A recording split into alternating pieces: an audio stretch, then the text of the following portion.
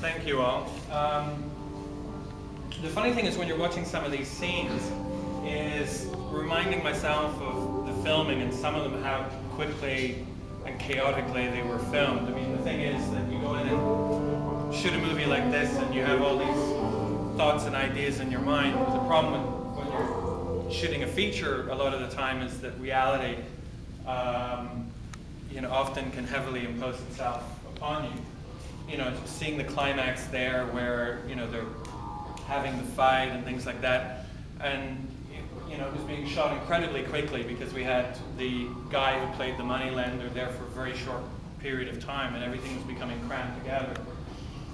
And I was remembering when she has the hot milk there, because when you're shooting quickly and someone has something like that being poured over them, it takes a bit of time for them to reset. If you were going and filming the whole thing in sequence again, they'd have to have their hair dried, all these other things back to square one. So, every time we filmed the scene up to that crucial point, we did all the takes up to that point, and then we have the big one where we're very hopeful, where she does the whole thing, and we know from then on, we kind of have to go from that splash point on. So we go do it, gets poured over the guy, looks great, except for one problem. There was so much milk in the pan, it ended up splashing everything, including the lens of the camera. And so from that moment on, we just have this big white drip coming down the lens. And so, okay, back to square one, quick reset, and off we go. And also, I shot in about 18 days, which is fast, but is actually normally, I think, enough if you're shooting something that was generally a lot of daylight. And the problem is, though, with a film like this, where we actually had to deal with quite a few non-actors because of where we were filming, and also because there's a very limited pool of American Indian actors in general. And so that added a lot of time to the schedule, just having to do more and more takes for them to working themselves into the scene. And you end up in a situation like our last day where I still hadn't filmed a lot of the night scenes, leading up to the climax at the end. And, and I had a scene where the moneylender drives by the guy, and it was going to be about 6-7 shots, including close-ups and things like that. And that was out the window. The other actor had gone. We'd run out of time with him. And it was about noon on the last day, and we finished all the daylight thing. And I still didn't know how I was going to achieve it. And then I suddenly looked down this road next to the greenhouse where we were filming, and there was this dip. And I thought, well, I don't see any sky here. And so, well, do I need it? Anyway. Is that it, actually? No, it was on. You're just confusing me. So anyway, I realized I didn't see any sky. Now, if you've ever shot day for night, the one thing that you don't want for day for night shot is sky, because it's the dead giveaway. And so I just got them to roll down the hill in the car, and I got them to come around, and him run down, and the car come by. And there's that one shot that you see in the film, which is a pretty strong image. Now that was shot about noon on a sunny day, and that was one of those things. It was just a question of solving a problem that you had no real choice over. I think, the slides more interesting than me now? This was the wrap party on that night, and actually this scene we shot in Los Angeles, actually after the main block of the film, because because of casting issues, I knew that I could get white actors to play his parents easier out of LA, and they were mainly interiors, so it was something I could easily double and shot there. But you got to appreciate the fact that the film was made, as I said, with the sound recordist, the boom operator, a right-hand production person, and 2 part-timers. Russell at the end is not actually in that image. I photoshopped him in, and because there was a woman. It was again a rap party, and there was a miscellaneous woman standing there at the end, and it didn't work. And Russell wasn't in the photo, so I photoshopped him in all the secrets. But that's one thing I was saying in terms of the size of my production being something that's accessible to first-time filmmakers. I shot with an HVX 200 Panasonic HD camera. Now, at the time, that was the only camera that I could use because I needed slow motion, and it was full HD but with slow motion. And some of it I used a 35mm lens adapter. You might have noticed there were a few scenes with a very cinematic depth of field, and that was using that adapter where you can use 35mm lenses, and you really do get a film look. But the problem is, if you're shooting fast, you start facing a lot of the issues that you have with a film camera in terms of focus pulling and that sort of thing. And to make matters worse, the adapter flips the image upside down, and so in your viewfinder you're seeing things from upside down, which doesn't really matter, except for when you're operating it on a Steadicam. And if you're wandering around and suddenly everything's moving in reverse, your brain, it didn't get used very often. But I mean, within the style of the film, with low budget, the mantra that you hear generally in film schools and film festivals is, if you write your script around the resources you have, if you have 2-3 apartments that you have access to, if you have a pit bull terrier and a hang glider, then in your script it goes, and with a very small cast. And you see it time and time again, I think, with these films, and you look at them and they feel incredibly limited. They feel small. And invariably they get boring because they've not often brought enough drama around it as well. And to me, locations generally don't cost much, depending on how you're shooting it. But I mean, I've shot in a major thoroughfare in the main street in Edinburgh before in a thriller, where I just shot everything from long lenses, which really worked well for the style. But I shot it on a main day with hundreds of people walking around, and they just added depth and scale to it. But it didn't cost me anything to do. In Rez Bomb, I paid for the homes we shot in on the reservation.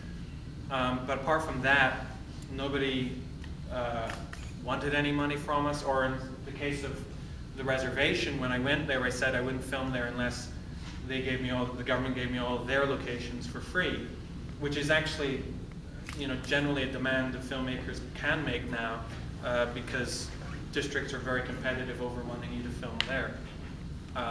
Literally, you can go to a lot of big cities now and get public buildings for free, and so things like the prison or the casino or those sorts of things actually didn't cost me anything.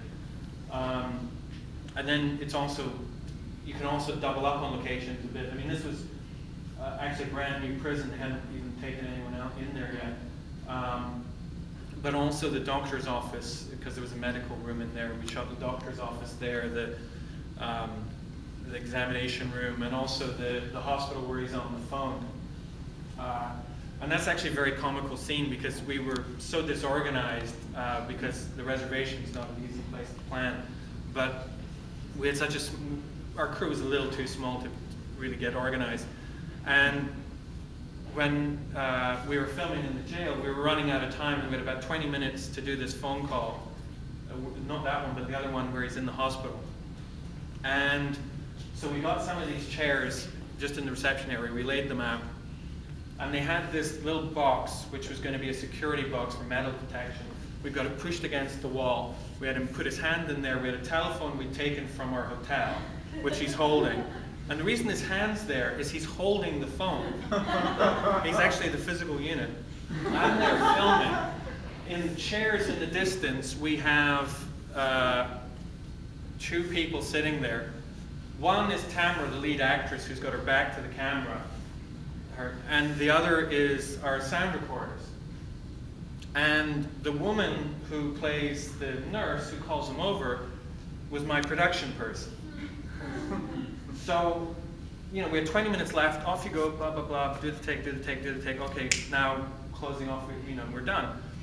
And then the shot where he hangs up the phone and you actually see a payphone, I shot in a street in Los Angeles.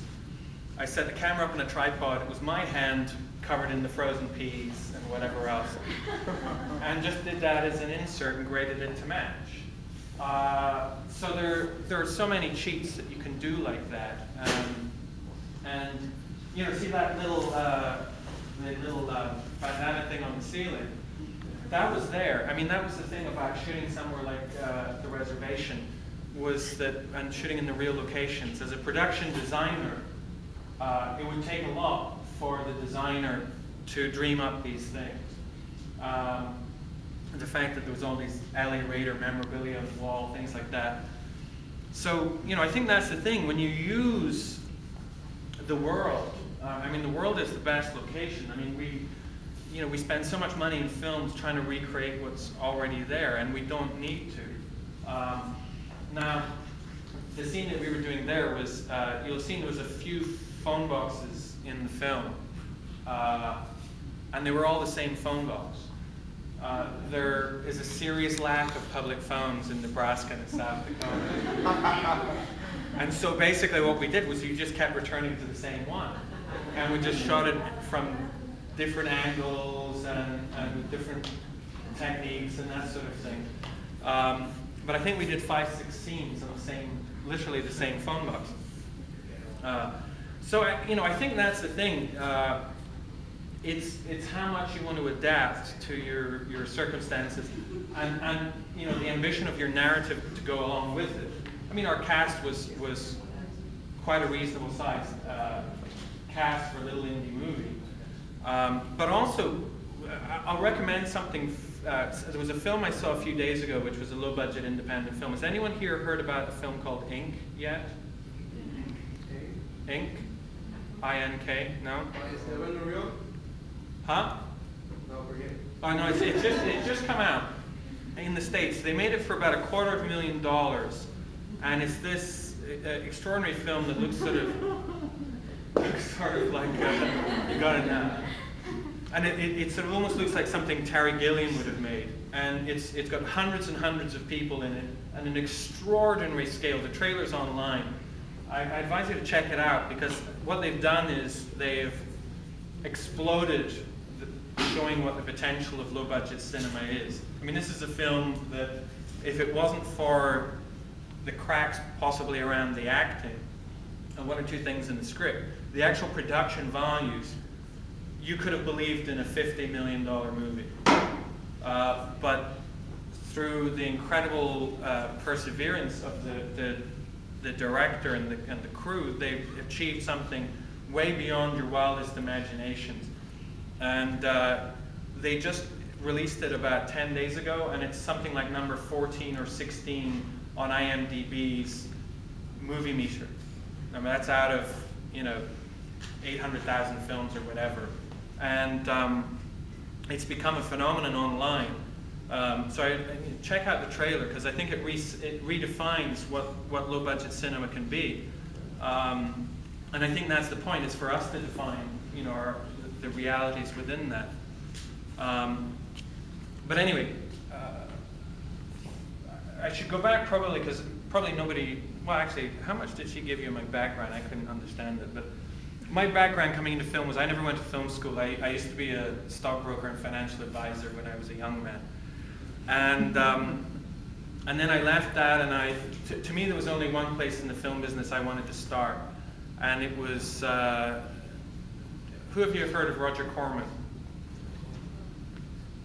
Sorry. Anyone? Hello? Hello?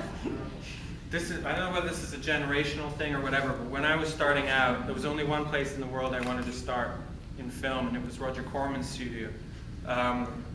Corman was a director and a producer of low-budget, mainly exploitation movies, but kind of everyone who's anyone in Hollywood around that era started with him. He produced the first films of people like Martin Scorsese, Francis Coppola, Jonathan Demme, Peter Bogdanovich. He was the only person for about 10 years that hired Jack Nicholson. I mean, the list goes on and on and on. James Cameron. I mean, the most extraordinary list of people. And it was the only place I wanted to start. And the year after I was there, I think he made somewhere between 20 and 25 features. This is one man's company. Put that in perspective, the British film industry, where I'm from at that point, was maybe doing 35 pictures a year. And there I got a real grounding in how easily films can be made if you have certain resources at your disposal. I mean, I literally worked on one feature there where on a Thursday he went to the studio and saw there were some big sets there left over from a picture they were just finishing, which was the original Fantastic Four, which is another story because it was made never to be seen, but just to secure rights, which is another long story, but look it up on the internet. And so on this Thursday he decided these are worth using. On the Friday he went into the office and said we're going to make another movie. The Saturday and the Sunday they rewrote an old script, set it in space. On the Monday, the Tuesday, the Wednesday they cast, and that Thursday they were in production. Now that's what you can do when you have an infrastructure. And the funny thing is that I do things in a very independent way. Now, when I look at you all, I see that infrastructure because I see resources. You have equipment and facilities and things like that here. And that's the incredible thing. You actually already have so much at your disposal in terms of personnel. So I'm kind of jealous of that. I would have loved to have had that in my early days. But I returned from there to Scotland and decided I was going to go shoot my first movie. And these were the dark old days before digital.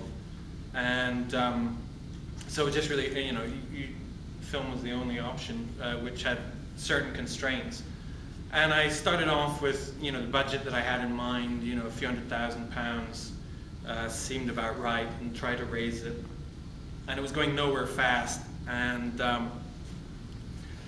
so I just basically kept reducing it and reducing it and reducing it. And that was around the time that Robert Rodriguez had released El Mariachi. And the thing that Mariachi did for an entire generation of filmmakers, and I think arguably it's going to probably go down in film history as one of the most important films because it changed cinema. And it's got nothing to do with what he did on screen, even though what he did on screen was very impressive for the resources and probably still the best thing he's ever done. But was the fact that it opened the door in people's minds for what was doable. And I remember seeing Filmmaker magazine, they had a breakdown of his budget. And, they spent a lot of money on post-production after, but what he got in the can to an edited cut was within the $7,000. And so that suddenly made me realize, okay, I've got enough cash sitting around that I can, that I can make this happen. And funnily enough, about 2 weeks before I started shooting, I met him briefly, Rodriguez briefly at the Edinburgh Film Festival, and I mentioned I was away to shoot my film, and his first question was, what's your shooting ratio? Which was the most important issue with film, because that's where you throw your money out the door. And I told him about 8-to-1, and he said, well, that's way too high. And I said, no, you're shooting drama, because you have to shoot a lot of coverage when you're shooting drama. So that's the thing, you're having to adapt and know the animal that you have. But from then on, with that, in those days, your film camera, your processing, your lab costs, and they were all the core expenses. Now you don't have to worry about any of that pretty much, especially with HD. And also in terms of post-production, the amount of room you have is phenomenal now. Rez Bomb, if you look at the raw footage, is incredibly bland. I just shot very neutrally, so I had as much room to play as possible. And so, all the colorings were done in post-production. They look all right on the screen. When you see it in full HD, they're just fabulous. And there are a lot of other things that were done to change the look. Often, in certain scenes, I go to an effects package and I blur some things in the background, or just play around with a lot of elements like that.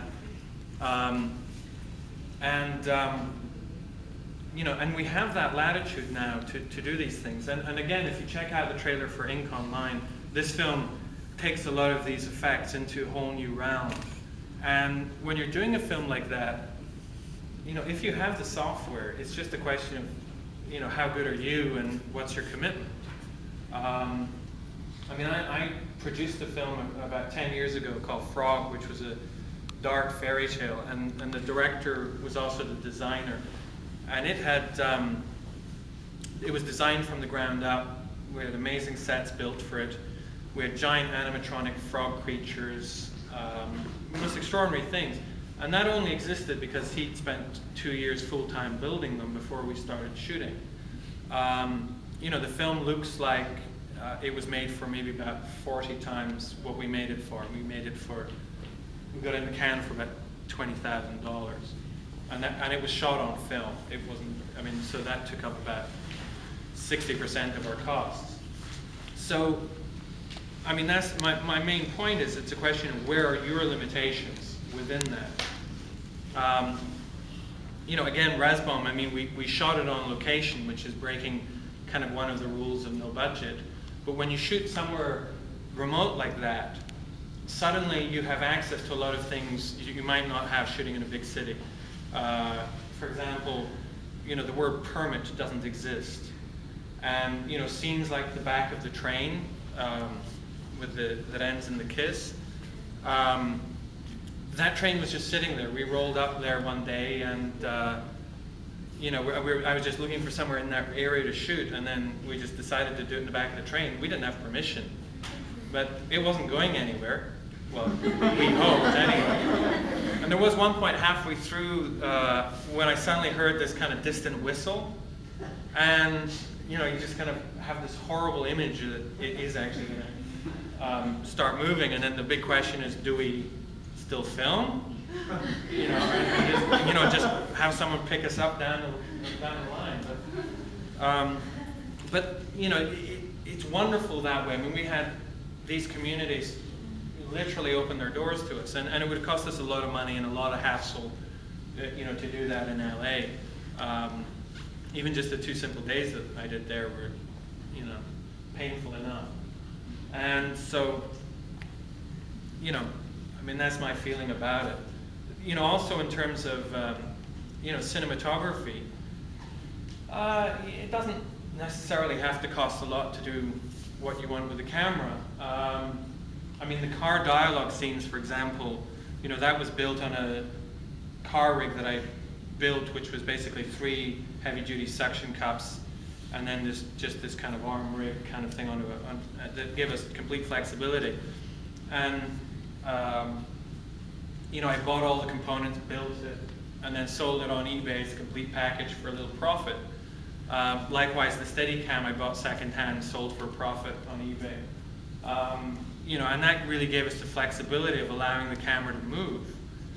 The opening montage, during his voiceover, there's some bits where we're seeing the houses and it's just kind of got this sort of motion about it. That was shot on a stills camera on a 5 frames a second high shutter speed. And that's why the texture is different and actually it's got a wonderful feel to it. Actually, and now the cameras are even better than that. You're getting some ones that shoot HD speed but also have much better lenses than a lot of the HD cameras, and some people are going to start doing really interesting things with them coming up. So, you know, I think that's the thing. I mean, in terms of pushing the look. But the other thing is, and this is something I was stressing when I was here the other day, I think the 2 biggest mistakes that are made on first-time features, and they're not so often made on second ones because they're very hard-earned mistakes, is typically people shoot before the scripts are ready. And also, people show their films before they've been edited sufficiently enough. I mean, how often have you gone to a film festival, seen a film, and you come away thinking they could have lost 20 minutes? Now, I hope you're not all walking out the door thinking, you could have lost, no, anyway.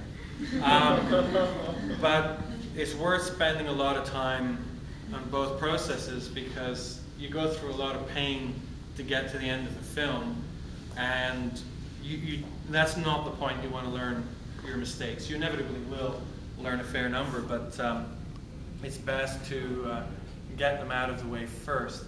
The other thing that I'll point out as well is often we rush into our first features, and I kind of did myself, and one of the things that I thought was that if I'd spent a bit more time preparing it and had gone in at a better stage, I might have saved myself a few years in my career, in the sense that, I mean, my first feature, premiered at the Edinburgh Film Festival, which is, one of the major festivals in the world. So, that was nice, and it got quite a bit of attention from Miramax, who were the only company interested, potentially swirling around buying it. But in the end, it did nothing, and it did nothing, I think, because it did have, one or two severe shortcomings that I could have sorted out. And so if it had got that little bit further, then it could have accelerated me to a point that it might have taken, for all I know, another 10 years to get to. So, in all your eagerness, that's the thing you have to remember. A bit more time might save you like a long, long time, and also, deliver the product that you're wanting. And the thing is that, get as many people as possible to read your script and see your cut, and try and get as many people who will be as cuttingly honest as possible. Because it's very, there have been so many times when I've, been in with people who've been reading somebody's script for the first time, and they're all very positive and encouraging, and then the moment you walk to the pub afterwards, they tell you what they really think, but they didn't tell the writer because they didn't want to hurt their feelings. Now that doesn't do anyone any good. So, find as many people to read it, and because you may never know who's actually good at reading a script as well. I mean, I know in the business in LA, there aren't that many people that I meet who are really brilliant and insightful when it comes to analyzing, the work that I've done. And occasionally you get one who is just so brilliant in their analysis, you realize what a rare thing it is. So, I cannot emphasize that enough. This being said by somebody who writes, produces, directs, and edits, and does it all on his own. So, I don't know whether I'm a good example, but I do try and get as many people in as possible. But, I've been showing this a lot at film festivals for a long time and getting good feedback, and people generally, the length's good, the pace is good, and all these other things. And then I made a new friend at a festival who was a brilliant editor and filmmaker, who just suddenly gave me the most brilliant notes. And we went through the film one time, and she was just absolutely on the spot with certain things. And I went away that weekend and I cut 5 minutes. But it was 5 minutes that hundreds and hundreds of people had seen, and nobody had, broken things down. Maybe they just didn't see it. Maybe it was working fine for them. But they were a good 5 minutes to lose. So, it's that thing of, I think push yourself to the corners of your talent, but also be open to, having, frank discussions about it. I find it interesting, the movie brat generation, Coppola, Spielberg, Scorsese, Lucas, De Palma, they did their best films when they were all close friends and they would allow each other into the edits when they were doing rough cuts. And they would hurl criticisms at each other, but there was this very open dialogue, and that's films like Taxi Driver and Star Wars and all of those movies. And I find it very interesting that, they're still the best work that those people did. And one wonders if, as their egos have gotten bigger, whether they're open to that sort of dialogue again. So, but it's, I mean, the biggest thing is when you're shooting at this level is, you have this perfect vision in your head, but it's how do you adapt to the realities on the ground. If you have enough money to cast any actor, it's great. But how do you adapt a day where you're away to shoot a major scene and you're trying to chase up that guy who you have playing one of the supporting actors, and you get told he's actually gone off feeding his buffalo and he's not available for the day, and you suddenly need to replace him in about an hour, and you're in the middle of a reservation where you can't just phone an agent, And so the guy who ended up playing the father of the lead actress, he was the guy who owned the local tire store. And I'd met him before, an interesting guy. So we rolled up you know, hey, what are you doing? You know, want to be in a movie? When? An hour? How much? Okay. And he turned up. And I have to say, it actually just them turning up was a good start.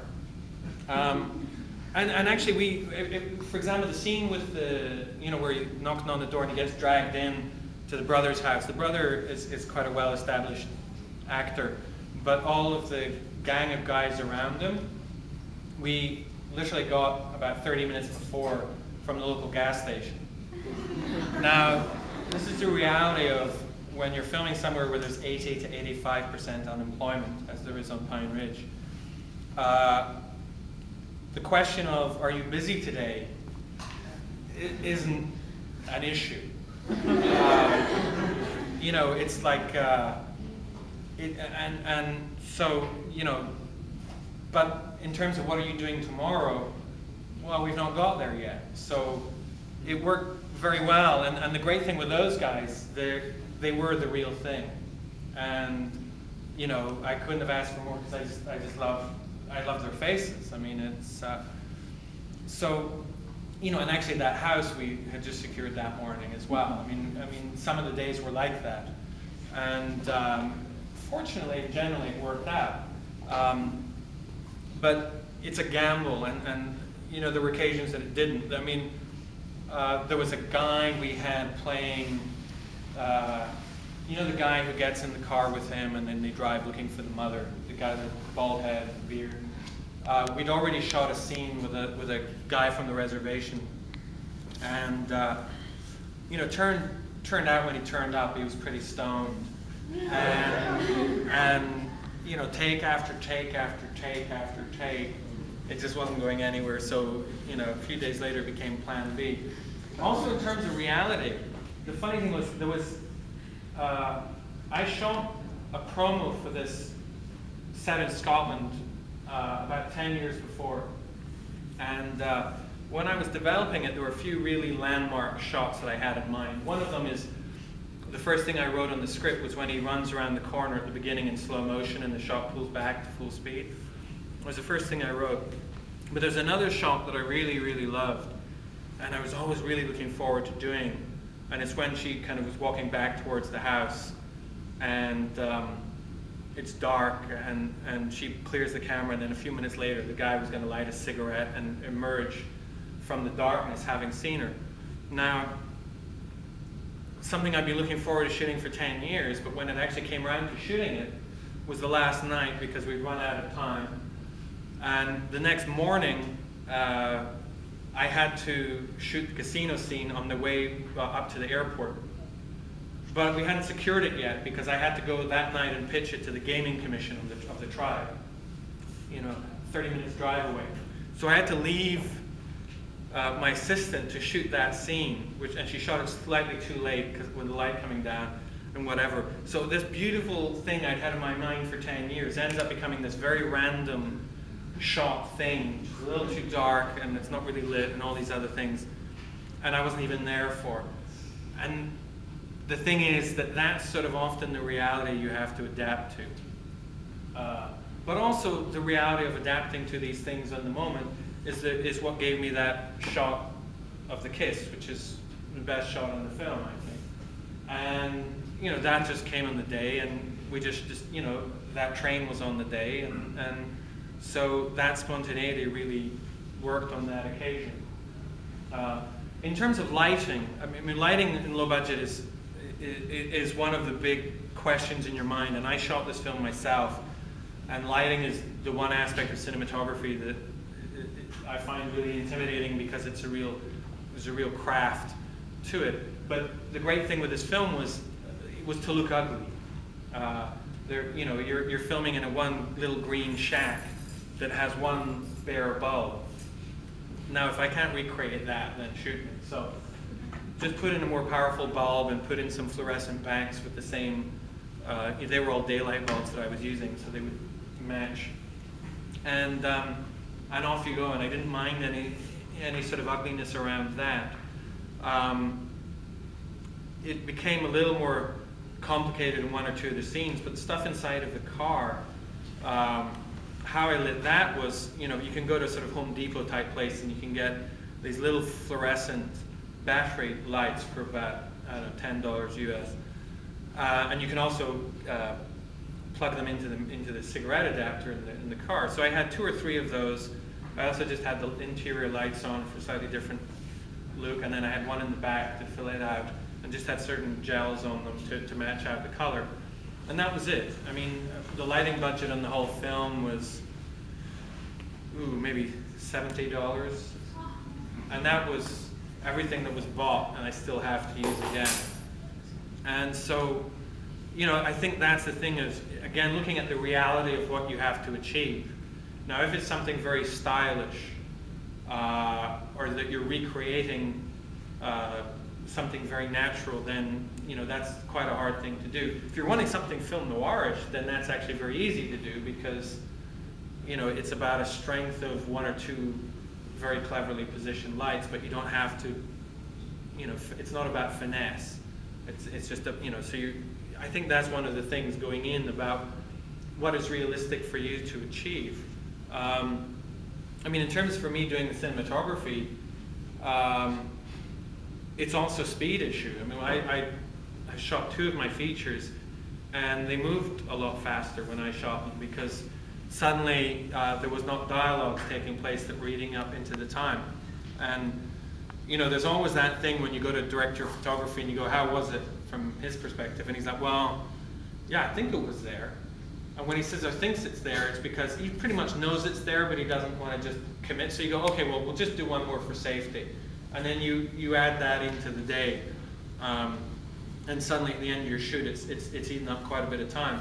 Whereas, this way, it's very immediate. I mean, I didn't have an assistant director either. And basically, the crew knew we were moving to the next setup because I just started walking.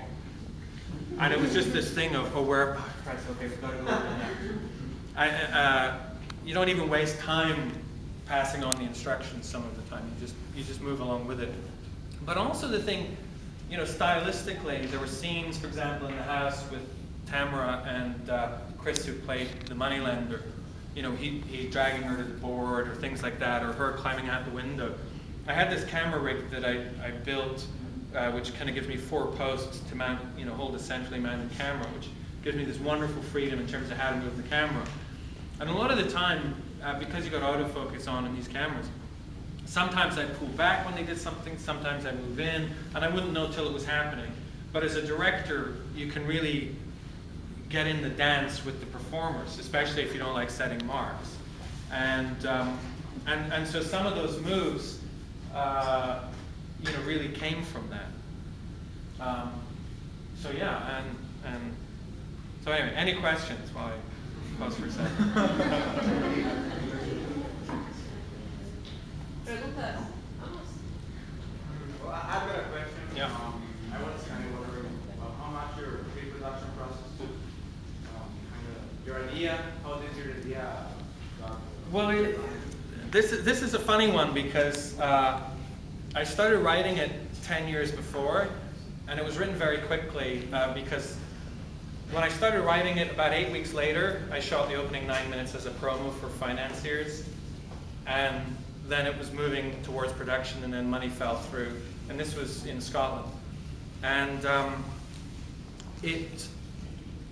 I spent about 1.5 years maybe developing it then, and then I put it on the shelf, and then I came back about 1 year before the shoot and rewrote it for the reservation and started casting. Casting the leads was the part that took the biggest part of pre-production time, because the logistical pre-production on the reservation just really came together when we got there, and often the night before we shot. I mean, it was very fluid that way, which I don't necessarily recommend. Actually, I don't recommend at all. But I mean, the casting, I saw her work first, because there are very few actresses of any note in the States who are established, who have American Indian ancestry, because there's so few roles for them to get established in. And so Tamara was always at the top of my list, and she was the only person that I ever had read for it in the States. With his role, because there's a large pool of good-looking young 20-something actors, we auditioned a lot, and ended up with Trent, who, both have done a reasonable amount of work. Trent, one of his first films was Gosford Park, directed by Robert Altman, and he was in the first season of The West Wing for a while, and he's A movie with Manny Moore. yes, How to Deal, yes, and and he's done one or two of those type things. That's probably the most popular thing that he did, and did September Dawn with Joan Voight a couple of years ago.